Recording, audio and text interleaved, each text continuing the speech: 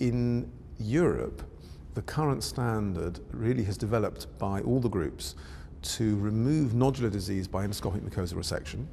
And once the nodular disease has been removed, the flat dysplasia is treated by halo radiofrequency ablation.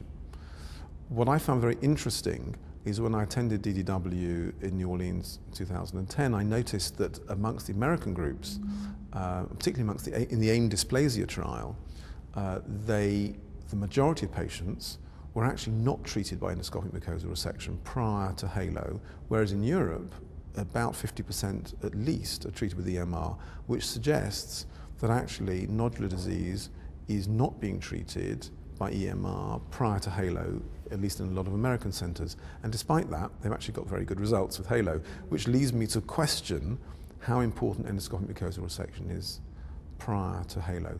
Nonetheless, my current practice is still to do endoscopic mucosal resection first, and it seems to make sense because we know that halo only goes to a depth of about 500 microns, and EMR has two advantages. One, it gets out a full nodular lesion, but number two, and probably more importantly, it gives us proper staging of the dysplastic lesion.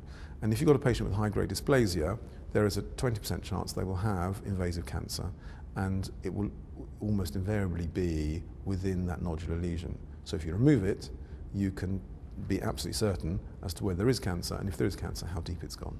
My approach to managing high-grade dysplasia is to remove all nodular disease before doing halo, and I remove the nodules with endoscopic mucosal resection. Two advantages to that. First is that halo tends to only treat to a depth of about 500 microns, and nodular disease will be a millimetre deep at least, and therefore you can completely remove it by EMR.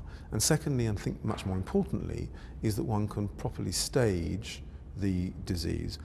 We know that about 20% of patients with high-grade dysplasia will actually be harbouring occult cancer, and by doing an EMR, one can get a proper stage and be sure that this patient hasn't actually got invasive cancer.